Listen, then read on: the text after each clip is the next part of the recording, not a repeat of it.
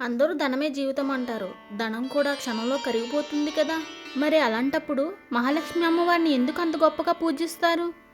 ధనం కరిగిపోతుంది, కానీ లక్ష్మీదేవి అనుగ్రహం కరిగిపోదు. ఆమె కరుణ ఉంటే మనకు ధనం వస్తుంది, ధర్మం నిలుస్తుంది, దైవం మనతోనే ఉంటుంది. ఆమెని చెంచల అంటారు, ఎందుకంటే పరీక్షించేదే ఆమె, మనల్ని నిలిపేది కూడా ఆమె. అయితే లక్ష్మి లేకపోతే జీవితం ఎలా ఉంటుంది? లక్ష్మీ లేని జీవితం అంటే పద్మం లేని సరస్సు, వెలుగులేని దీపం, జీవం లేని శరీరం లాంటిది. ఆమె కృప వసిస్తే అనాథ హృదయం ఆలయం అవుతుంది, దరిద్ర గృహం దేవాలయం అవుతుంది. అనంత కీర్తి, మసకబాని మహిమ అన్నీ లక్ష్మీదేవి అనుగ్రహమే. సముద్ర మధురంలో జన్మించింది లక్ష్మి. ఈ ప్రపంచాన్ని మధురంగా ఉంచడానికి పుట్టింది. ఆమె దయ ఉంటే శూన్యమే విశ్వమవుతుంది, ఆమె కరుణ లేకపోతే విశ్వమే శూన్యమవుతుంది.